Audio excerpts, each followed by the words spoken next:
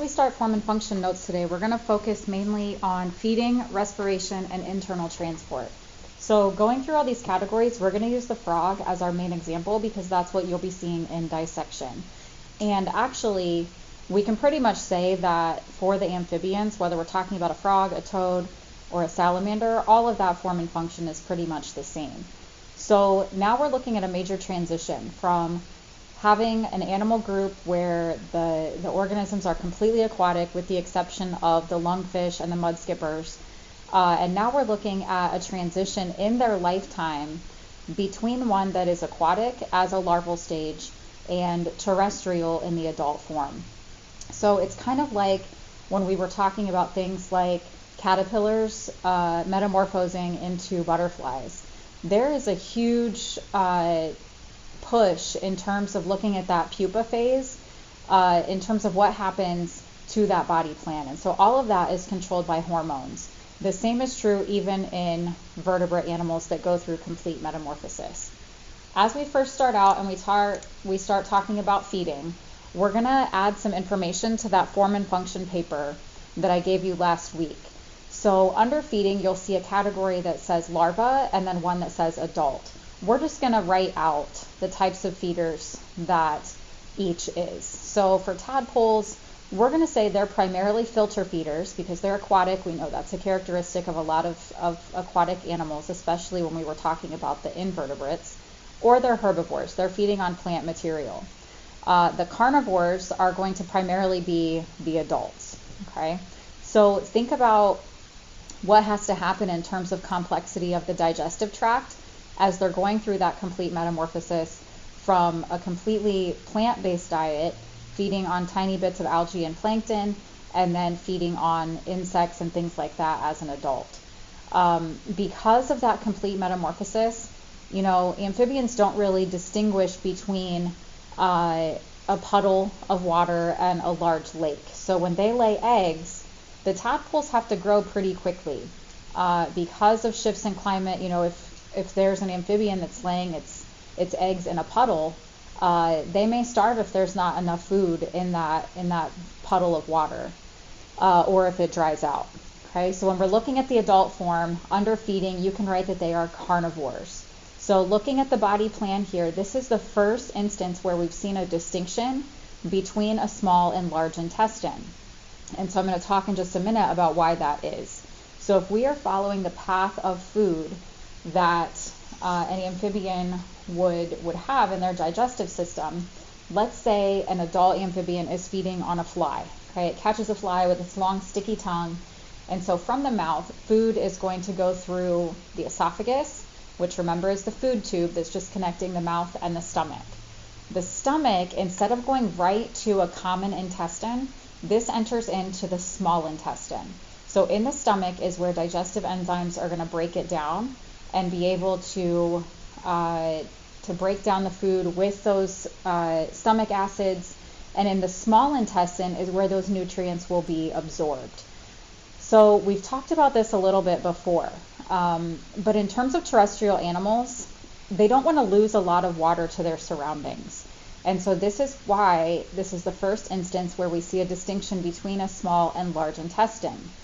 The purpose of the large intestine is to reabsorb water from the waste.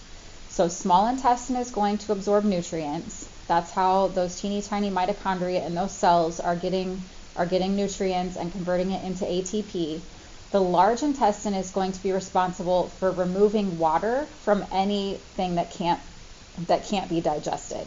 The large intestine, just a side note, is also known as the colon. So these two are often used interchangeably.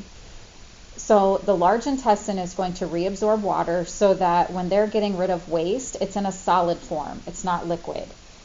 Fish didn't have to do that because they live in water. So the body had no need to try and control the amount of water that's inside the body. At the end of the large intestine is the cloaca. So we talked about the cloaca in sharks as well. This is going to store the waste until they're actually eliminated from the diet. So the cloaca, just like in the fish, is a common opening not only for the reproductive system, but also the digestive system. Next, looking at your form and function paper, you'll see differences between respiration in the larva stage, which is the tadpole, and then also in the adults. So adults actually have 3 different methods that they're using for respiration. They do have lungs, they breathe using their mouth cavity, and they also respire through their skin.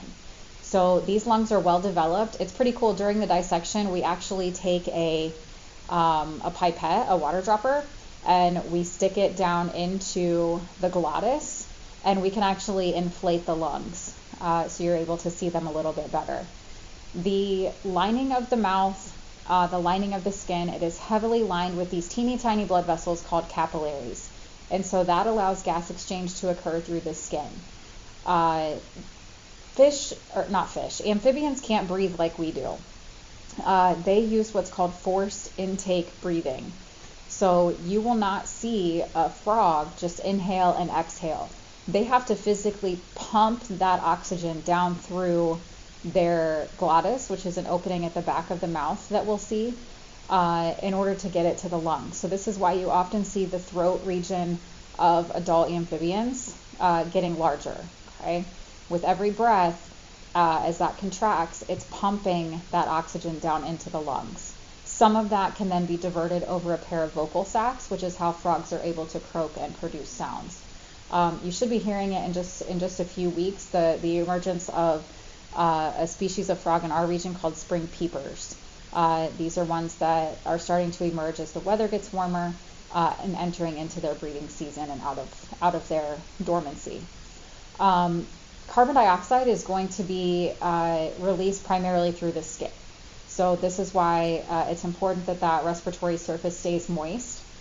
The lungs are going to be responsible primarily for working with the mouth cavity in obtaining oxygen. And then that carbon dioxide, rather than coming out of the mouth or the nares, is going to come out through the skin. So all 3 of these are working together.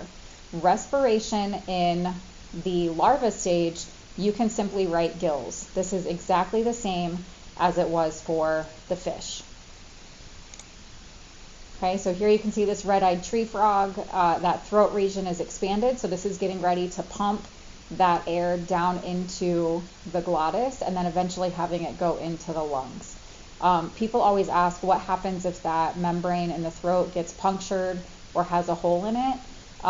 Depending upon the severity of the injury, they're not going to be able to breathe very well because they're not going to be able to sustain the pressure necessary to push that air back through the back of the throat. Last thing we're going to focus on today is internal transport.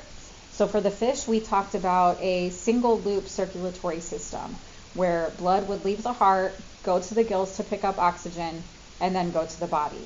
Well, now the adults have what is called a double loop. So one loop is going from the heart to the respiratory structure, which in this case is the lungs. The second loop is then going from the heart to the rest of the body. So double loop because when we're looking at it move through the body, it kind of operates like a figure 8. Okay. And on your form and function paper, I would honestly, if you're absent, I would just look at someone's paper when you return to class because we actually are sketching out the difference between that single loop and double loop circulatory system. We also see variations in the heart. The tadpole heart is exactly like the fish. So that's easy to remember because tadpoles look like tiny little fish. They have a 2-chambered heart, just like fish, single loop circulatory system. So that's heart to gills to body and then back to the heart. The adults have that double loop, and so we're actually going to sketch out that figure 8 movement throughout the body.